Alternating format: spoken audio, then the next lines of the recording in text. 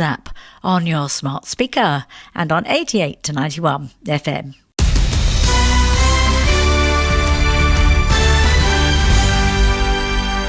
BBC News at 2 o'clock, this is Justine Green. The row over the decision to suspend Gary Lineker has led to a second day of disruption for BBC Sport. Presenters and pundits have been refusing to go on air in solidarity with the former footballer who compared the government's language around migration to 1930s Germany. The Women's Super League is aired without pre-match analysis. Much of the Day 2's coverage this evening will also be reduced.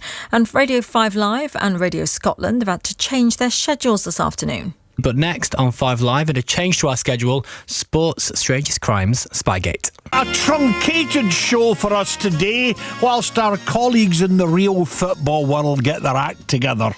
The leader of the Liberal Democrats, Ed Davey, says the broadcaster needs to apply its impartiality rules consistently. He says the chairman, Richard Sharp, who was appointed by the government and is the subject of a BBC review over any potential conflicts of interest, should be removed. He was an appointment of Boris Johnson, of the Conservative government. He was a Conservative donor, and in his own words, he acted as an introduction agency for a loan for the former British Prime Minister Boris Johnson.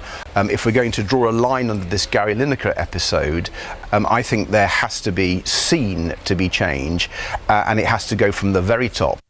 Rishi Sunak said the collapse of an American bank and its British arm does not pose a systemic risk of contagion. The Prime Minister says he won't set up an emergency fund to guarantee the deposits of Silicon Valley Bank UK, but he is working on a plan to help businesses with their cash flow. Ukraine says it's repelled dozens of Russian assaults over the past 24 hours. Kyiv also claims more than 200 Russian soldiers were killed in one day, but there's been no verification of the figure. The Doctors' Union has launched a campaign before its members begin 3 days of strikes in England tomorrow. The BMA says junior doctors can earn a better hourly rate serving